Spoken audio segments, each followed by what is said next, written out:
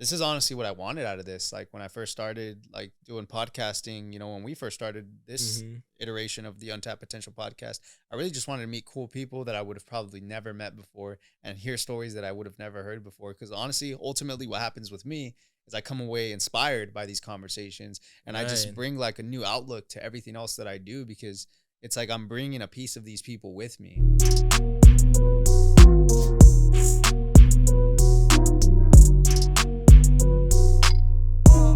What's up, everybody? This is the Untapped Potential Podcast, and today you're tapping in with us because this is our season finale. Season 2 is under wraps. We recorded another 15 interviews, and today we're going to reflect on some of the top moments that we've experienced. What do you think about the season, man? Man, I think this was easily, the best season yet. I think we learned a lot in season 1, and we applied a lot of the things that we've learned in season 1. And, it goes to show that, you could start something and not have a whole lot of experience in it. And, you just dive into it and like, you just kind of learn as you go. And like, clearly, like, our set is different now. The way we approach interviews is different now. We just interviewed Elisa, who flew from LA. Someone Yeah. flew from LA just to interview with us. She literally landed, got an Uber here, interviewed, and Ubered back to the airport to go back to LA because she has other commitments. The fact that someone came from another state, that's crazy. But she also mentioned that she really appreciated us because we made her feel comfortable before we started the interview, And it's kind of funny because that's something we used to not do. Like, we used to just dive right in because we were looking at it in the terms of like, all right, we have a few interviews to do today. Like, we just got to like get them done. We got to respect people's time. But, it's just part of the learning process. So, I'm really happy with where we're at right now. Clearly, we're making an impact. We went viral on TikTok this season.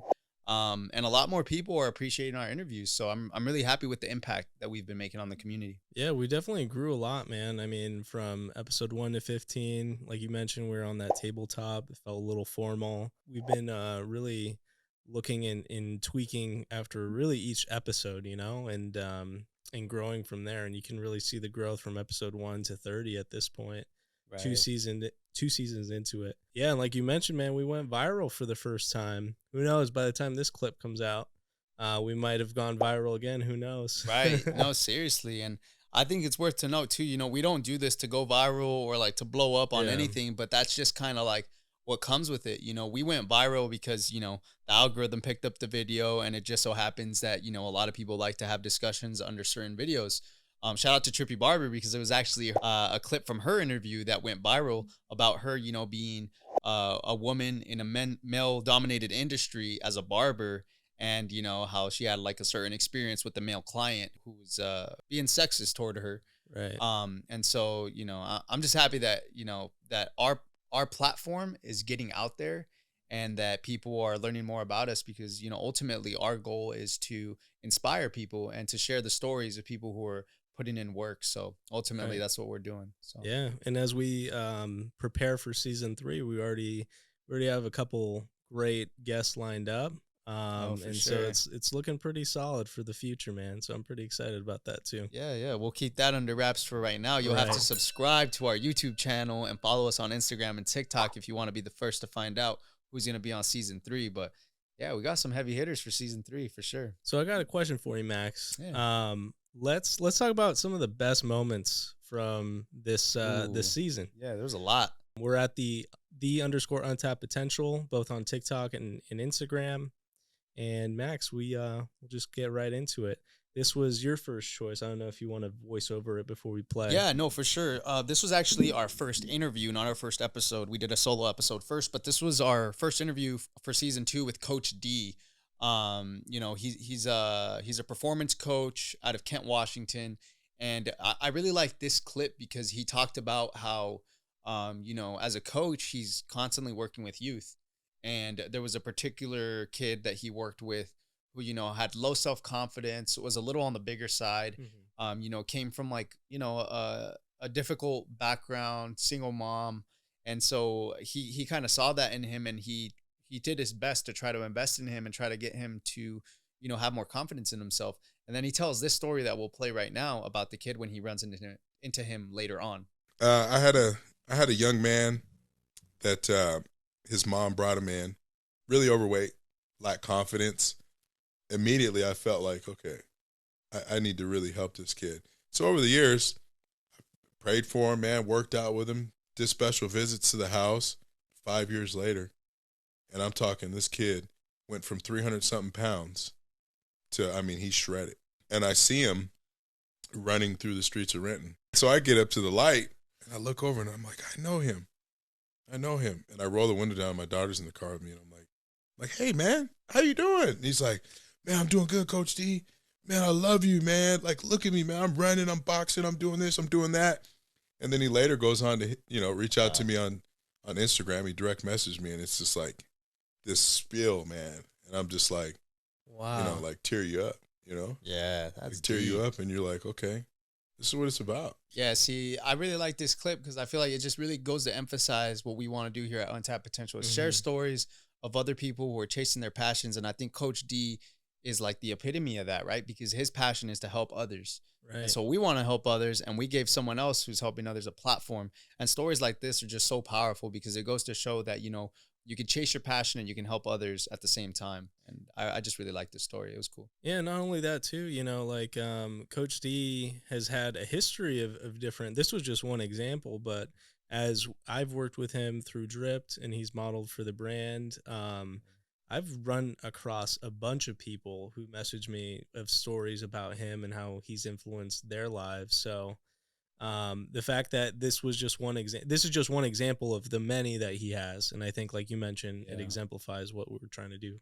Right. Yeah, no, it's cool. And he's a real humble dude too. It was really cool having him on the podcast. This is the Vozie episode. Oh, this was your Vozie. other choice as well. Yeah, man. Vozie Solid dude as well. He's in the real estate field, and he's also a rapper. So I thought that was really cool. And I really like how, he has like a mission statement to bring like real estate and rap together in order to, make an impact in his business.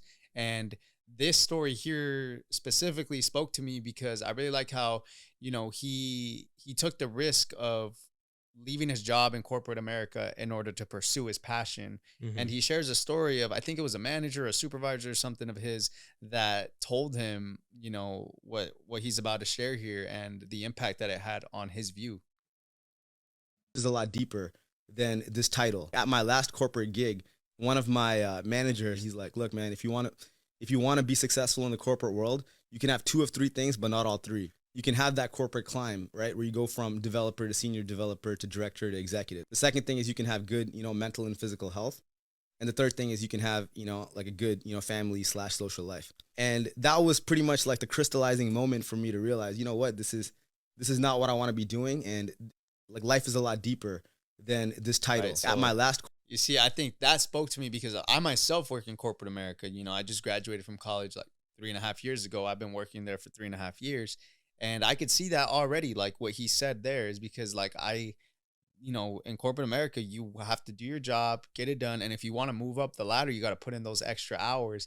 And I could see how if you want to move up, you do have to start sacrificing something, whether, like he said, whether it be your health or like your family and your social life. And I like and I respect how he said, you know what, this isn't for me. I'm going to get out of here and I'm going to pursue what I'm passionate about. Right. Yeah. I mean, that speaks to the corporate burnout that I think a lot of us who work in corporate America feel like. And I've really resonated with what he was saying too. And when I put my career into perspective, I feel like I've had to make those trade-offs. And I feel like this particular reel was really relatable to a huge audience. This was actually one of our most popular ones that we've had. Yeah. Yeah. Shout out to Vozie. Yeah. Shout out to Vozie, man. Good guy. All right, and this is my third pick. Priscilla Creates, she's a really good friend as well as someone that we had on the podcast. I met her through her photography, actually, when she came through and she did some photography for your brand, Dripped, Right. which I was modeling for. So, I already knew a little bit about her story, but she really opened up on the podcast and talked about like how photography is connected to her life mission and, where she came from in Mexico and stuff. And in the specific reel, she talks about, how, she didn't really know why she had gone through certain like, troubling, traumatic events growing up and why she had to kind of struggle a little bit. And it's just cool how, she was able to frame it in a way like I had to go through that in order to give back to people. And she's connecting her passion for photography with that. So Let's see the clip. to see all this poverty, all this like pain. And until this time that I went back, I was like, okay, you know what? I am going to get these people's art and sell it in the US and pay them double than what they sell. And if in any way my photography can help, like, I'm going to do that. That was the point where like my photography found its purpose. You know, I always wondered that in my heart, like, why did I have? And yeah, like you mentioned, this is where she really found her purpose and why she had to go through all that struggle in her experiences in order to give back to that same community that she was raised. Yeah. And she's there today. I mean, today is in December when we're filming, but she's back there and actually doing exactly what she set out to do, which is really incredible to see. Shout out to Priscilla Creates. Yeah, shout out to Priscilla. I really like this though because, and her story in general, because that's another big reason why we have this podcast, is because we want to help people find their purpose. We want to help people, you know, take that risk and pursue what they're passionate about, because we want to show them there's people out there that are doing that. And, you know, it doesn't matter if you're a minority, if you're a woman, if you're someone, you know, trying to break into an industry where you're underrepresented, you can do it. And there's people out there that are doing it. And that's what we want to show you here on this podcast. All right. So my next clip is the one that actually went viral, which when we were filming it at the time, we weren't really expecting that conversation to hit as much as it did, you know, when it went on the internet. Right. And at this point, it's had over 1 million views, and it's when Trippy Barber, who's obviously a barber, she owns her own studio, Elevated Lounge, and this was a story when someone approached her asking if there were any barber appointments open. Yeah, but I want a haircut from a barber, and I look at him and I'm like, no, I'm a barber. Wow. And he's like, don't get me wrong, but like a guy, not a girl. Ooh. Like, did he know that was your barbershop? no, I wasn't gonna like sit there and explain to him I'm a barber, and I don't know, all these recognitions, and like, you know what, I just don't want your service at that point. So that one, I mean, you can see why it went viral, but at the time, it was, I mean, obviously it was shocking, but then you read the comments, and obviously there's sentiments in both different directions, right? Like, what are your thoughts on that? Yeah, I think it just comes down to like what drives, I guess, views and like engagement on social media these days. And sadly, it's controversy. Right. You know, that's really what it is. That's why companies like TMZ and all those are so big, because they love to drive controversy. And you know, when we put this out, we were not trying to drive controversy. Right. Our point was to tell Trippy Barber's truth, which she shared about how, you know, she does face like, you know, hateful things like what she experienced here in this clip of you know, of a guy that came into the barbershop and disrespected her by saying, you know, like, no, I want like a guy barber, you know? Yeah. And I feel like a lot of people missed that point where he clarified, oh, I want a real barber, a male barber. Yeah. And that's at that point, it's not preference, it's sexism. Right, exactly. And that's what the majority of the comments on the TikTok are. It's just people, you know, no, he just has a preference. No, it's sexism. And it's pretty much just these two sides arguing back and forth, which, you know, I think for us, it's cool because there's people that have followed us and stuck around, and they see that we have content that's more than just like controversial. We're literally out here just telling people's true stories. But, you know, with that comes trolls and people with like just hateful comments. And, you know, you just got to drown out the noise and just focus on our purpose. And I think, you know, it's cool though. Shout out to Trippy Barber, because I'm sure she got a lot of following and a lot of support too. A lot of the comments in there too were very supportive toward her. Yeah, I would say the overwhelming majority were really supportive with what she was saying. So shout out to Trippy Barber, Elevated Lounge in Everett, Washington, if you want to go get her haircut from her. All right, so this next one is our episode with Nick Taronis. Nick Taronis was the early childhood development director of early childhood development. And he was talking about his experience, because right now his role as an early childhood educator was really his second job in his life. And he's been doing this for, I think, 15 years is what he was saying. So a really long time, but his first job was really interesting. So we'll flip it over to the clip. Really drawn to it and have stuck in it for a little over 15 years now. I mean, this is my second job ever. Oh, wow. Yeah, I've never had any other job. Wait, what was your first job? I worked at the Linwood Target. No way. Women's lingerie. Oh, I think when I look back at it now, they were messing with me and just like kept assigning me to they that. put you there. Yeah. I'm also That's funny, man. That's messed up though that they put him there, Yeah. like try to mess with him. And there are a couple reels that at the time of this recording, we weren't able to edit yet. But yeah. in the future, which will be when this video drops, it'll be available. They're out. So Yeah. we'll just go ahead and talk about those. No, for sure. There's a couple. I just kind of want to touch on, like, everybody in this season was great. We're just touching on like a few of the moments that stood out. But another moment that really stood out for this season for me specifically that really touched me was our interview with Toby, who is the owner of a restaurant called Afghan Cuisine in Bellevue. And they're also, I think by the time that this show drops, this episode drops, they'll already have their location in Kent open as well. Right. And we'll film a vlog segment on that. Yeah, so y'all have, that episode is already out, so go check that out. But yeah, Toby had a very powerful story. We got so deep that like we even had to pause like the interview halfway because like we had to just talk like person to person. Like Right. it got that deep, and I just feel like his story is so powerful. About all the struggles that his dad and him went through, like trying to start this business here in the Seattle area, with like going from having a business just fail just due to like financial reasons, and then having a business burn down after that, and then just all the blessings that they got after that. I think for me, that's just like such a big emphasis. Like when you're on the road to success or when you're on the road to chase your passions, like you're going to reach the worst of the worst sometimes. Like Right. you're going to reach some crazy roadblocks, but their story is like just a big reminder that like you just got to keep going. Right. I think like you mentioned, he kept persevering through adversity. Yeah. And despite the fact that, his restaurant burned down, Right. he still kept pushing. And when easily he could have quit and found, I don't know, some other job, maybe in the service industry. Yeah. So that was really, I think, motivating and what really made us kind of pause at that moment, and really reflect.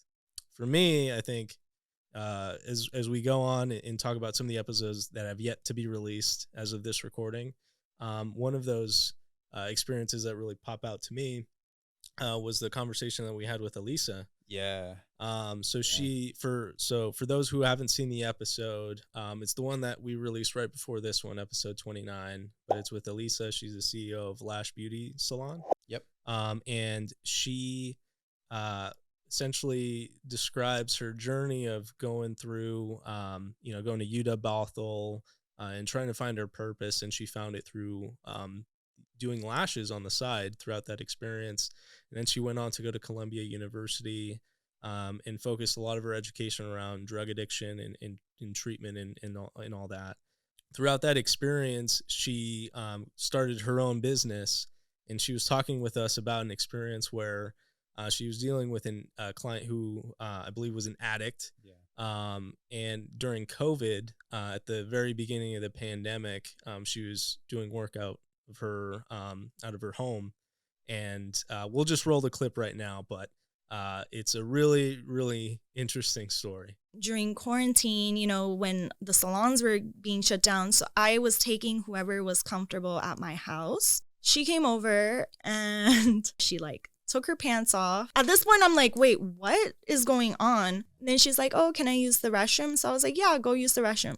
She was in there for maybe 20, 30 minutes. I could hear her going through my drawers. I was like, okay, now at this point, I don't think she's using the bathroom. Something is not right. When I went into the restroom, I could kind of smelled like cigarettes, but it wasn't. She came out and she was like, oh, can I look around your house? And I was like, no, I need you to lay down and we need to get started right now. She laid down and I literally thought she died. When we were done, I was like, hey, we're done. She didn't get up, so I was scared. So then I started shaking her. I was like, hey, get up, get up. Then she got up like nothing happened. It was like, oh, I'm so sorry. I just worked out this morning, so I was so tired. These stories, sometimes we get people in here like Elisa, perfect example. We've never met her before. She flew from Cali, and we ended up having such a great organic conversation with her, and just reflecting on this season and on the podcast and everything.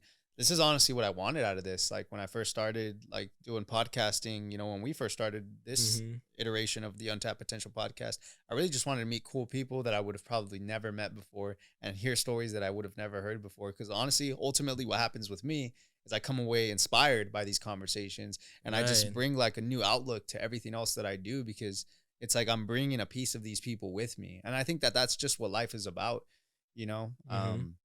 So it's been cool. It's been a solid season. So thank you for all those who have come onto the show. Thank you for sharing your vulnerability.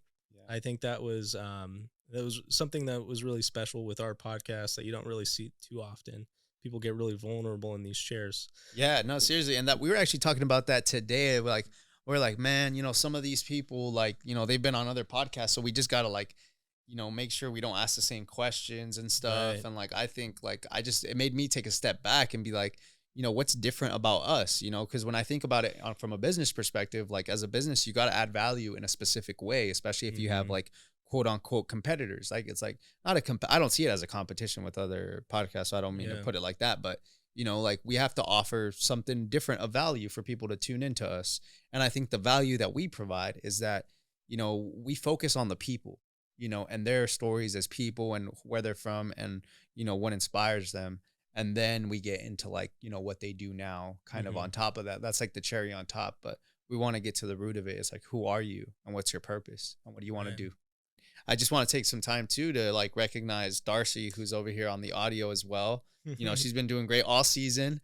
Mitch over there on the video, dude has been behind that thing for 30 episodes already, man. Yeah, I don't think Mitch gets enough like credit, man, and Darcy too. If you're watching this episode, Mitch is the guy that's switching the cameras between us. Yeah, so he puts in a lot of work, man. There's a lot of equipment. We talked about this already at the season finale of season 1, but I just want to let y'all know there's more equipment now. There's more work. Darcy's officially part of the team. She's been here every episode. So we pretty much like, it's a 4-person like project. Yeah. Like this is not something we just slapped together. Honestly, I want to give you your flowers too, Chris, because like, dude, you edit all the videos, all the audio, all the reels. And like, man, like this is like a production. Like there's a lot of work that goes into this. This is not like slapped together, and like we're really passionate about this. This is something that we really take a lot of time to do. So for everybody who tunes in and supports us, we're super thankful for that. Yeah, and we want to hear from you guys. What do you guys want to see from us next season? It's a constantly evolving passion project, I want to say. So we're open to different ideas. If you want to see us live, comment below. If you have any ideas for guests, feel free to throw it in the comments. We want to hear from you guys. Yeah, for real. We were just talking with the guys at Mediums Collective. We interviewed, their interview will be out as well. That interview had a lot of great moments too, by the way. But yeah, we were talking about possibly doing like a live podcast with them. So, it's stuff like that. Like, don't think that we're like, we don't put ourselves on a pedestal. Like, if you reach out to us, you hit us up through the DMs, phone call, whatever, email, we'll talk back. Like, you talk to us, we'll talk back. Like, we're willing to work. If you have ideas, we're willing to hear them. And yeah, like Chris said, this is a passion project. So we're willing to like flip the script and do whatever. So let us know. Keep in touch. Well, with that, Max, I think that wraps up season 2. Yeah, there we go. And we'll be back for season 3 sometime in March, I think. Sometime in March. Yeah, March of 2022. So make sure to stay tuned. Make sure to subscribe, like this video. It helps us in the algorithm. And make sure to follow us on Instagram and especially TikTok. TikTok's blowing up. It's going to be like the new Instagram, honestly. Right. So, yeah, leave a comment too. That helps as well. Yeah. Well, thank you guys for following with us and sticking with us all season through episode 30. Yeah. And we'll see you next year. Yeah, let's end it with the clap. Let's go. Season 2.